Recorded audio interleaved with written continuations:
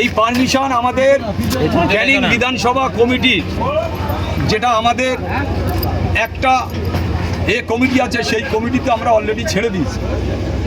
ছাড়ার পরে পরিকল্পনা করে আজকে সকালে কিছু তৃণমূলের নেতাদের সাথে বৈঠক করে আজকে যে গন্ডগোল করার চেষ্টা করছে, আমাদের পুলিশ জোর পূর্বে আমাদের মিছিলের উপরে আক্রমণ করে ডিউটি অফিসার সহ বেশ কয়েকজন অফিসার, এখানে আমাদের উপরে আমাদের কর্মীদের ধাক্কাধুক্কিও করেন উনি। মানে একেবারে নির্লজ্জভাবে তৃণমূলের দাবেদারি করতে এই খাকি পোশাকটা খুলে মাথায় তৃণমূলের ঝান্ডা নিয়ে আসলে আমার মনে হয় ভালো হয়। উনি এমন একজন তৃণমূলের নেতা, থানার একজন ডিউটি অফিসার, সে আমাদের কর্মীদের উপরে আক্রমণ করে, ধাক্কাধুক্কি করে, চড়োয়া হয়, তারপরে র্যাপ আনে, তারপরেও চক্রান্ত করার চেষ্টা করছে।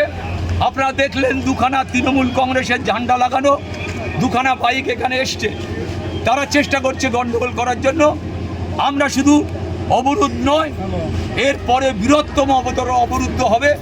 আমরা থানায় বসে পড়ব, আমাদের বিভিন্ন জায়গা থেকে লোক আসছে, আমরা প্রয়োজন হলে জীবনতলা থানায় অবরুদ্ধ করে দেবো। তাই আমি আজকে পরিষ্কারভাবে বলছি, এই ধরনের চক্রান্ত নির্বাচনের সময় একটা দিন চলে যাওয়া মানে প্রচারটা আমার আর হলো না। তাই আমি অবিলম্বে বলবো যে এই ধরনের চক্রান্ত থেকে দূরে থাকতে হবে। প্রশাসনকে বলবো দালালিটা বন্ধ করুন, প্রশাসনকে বলবো দালালি অবিলম্বে বন্ধ করুন। এখানে ভয়ঙ্কর অভিযোগ তুলছেন পুলিশ প্রশাসন দিয়ে বাধা দেওয়ার চেষ্টা, কি বলবে? পুলিশ প্রশাসন বাধা দেবো না, ধাক্কাধুক্কি মারা হয়েছে এখানে আমাদের ছেলেদের উপরে চক্রান্ত করা হয়েছে, আমাদের ছেলেদের উপরে ধাক্কাধুক্কি দেওয়া হয়েছে। যিনি ডিউটি অফিসার আছেন তিনি ধাক্কা দিয়েছেন। তাই আমি বলবো যে এইটা চক্রান্ত ছাড়া কিছু নয়, তৃণমূলের দালালি করছে, তৃণমূলের দালালি অবিলম্বে বন্ধ করতে হবে। তৃণমূল কংগ্রেস কি ভয় পাচ্ছে আপনাকে দেখে? 100% ভয় পাচ্ছে। না হলে এই ধরনের চক্রান্ত, জীবনতলা এই ধরনের ষড়যন্ত্র পুলিশের দিয়ে আমাদের আটকানোর চেষ্টা হচ্ছে। আমাদের ছেলে ওই ডিউটি অফিসার যিনি খাকি পোশাক পরে এসছে, উনি আমাদের ছেলেদের ধাক্কাধুক্কি মেরেছেন, আমাদের ছেলেদের উপরে চড়া হয়েছে, উনি আমাদের ছেলেদের উপরে মারার চেষ্টা করেছেন, লাঠি চালানোর চেষ্টা করেছেন। জীবনতলা থানার ওসির বিরুদ্ধে কি তাহলে আপনারা নির্বাচন কমিশনের দ্বারস্থ হবেন? আমরা আজকেই যে ডিউটি অফিসার আর জীবনতলার ওসি এদের বিরুদ্ধে অবিলম্বে আমরা আজকে নির্বাচন কমিশনার আমরা সবাইকে জানাবো। এই বিক্ষোভ কতক্ষণ চলবে? আমরা এই বিক্ষোভ আপাতত তুলে নেব। আমরা প্রায় 8 ঘন্টার মতন বিক্ষোভ করেছি, আমরা এখন তুলে নেব। আমরা আমাদের যেখানে প্রোগ্রাম আছে আমরা সেখানে।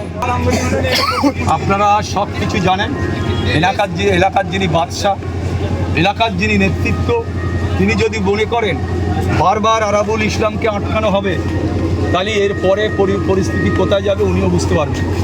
উনিও আমার ভাঙড়ে প্রচার করছেন, তো আমরাও সেখানে রাস্তায় বসতে পারি। সেখানে আমাদের লোক আছে, যথেষ্ট আরাবুল আইএসএফের লোক আছে, ডাক দিলে ওনার পেশাব পায়খানা বন্ধ হয়। পুলিশ কিন্তু এটা করাচ্ছে ওই নেতাদের কথা শুনে। ঠিক আছে, ধন্যবাদ ধন্যবাদ। অবিলম্বে জীবনতলা থানার বদলি চাই, আমরা জীবনতলা থানার বদলি চাই,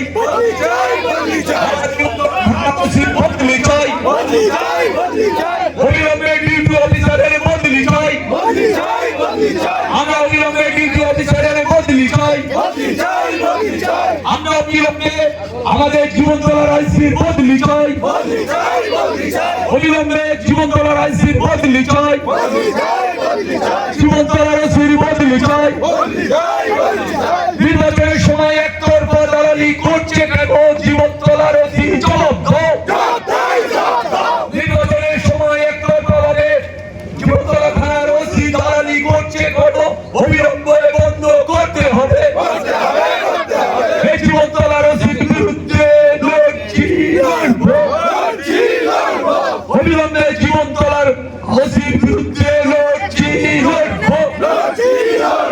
অবিলম্বে জীবনতলা থানার আইওসির বদলি চাই, আমরা অবিলম্বে জীবনতলা থানার ওসির বদলি চাই, আমরা জীবনতলা থানার ওসির বদলি চাই। অপদস্থ নির্লজ্জ দালালি করছে জীবনতলা থানার ওসির বদলি চাই। আইএসএফ জিন্দাবাদ। আইএসএফ জিন্দাবাদ, আইএসএফ জিন্দাবাদ, নওশাদ সিদ্দিকী জিন্দাবাদ, আব্বাস সিদ্দিকী জিন্দাবাদ, আব্বাস সিদ্দিকী জিন্দাবাদ, নওশাদ সিদ্দিকী জিন্দাবাদ। অবিলম্বে জীবন তলার ওসির বদলি চাই, অবিলম্বে জীবন তলার ওসির বদলি চাই, অবিলম্বে জীবনতলা থানার ওসি দালালের বদলি চাই, একতরফা তৃণমূলের দালালি করছে, অবিলম্বে জীবনতলা থানার ওসির বদলি চাই। দালাল অফিসারকে এখান থেকে দূর হটো, এই দালাল অফিসার এখানকার ওসিকে দূর হটো, জীবনতলার ওসিকে এখান থেকে দূর হটো।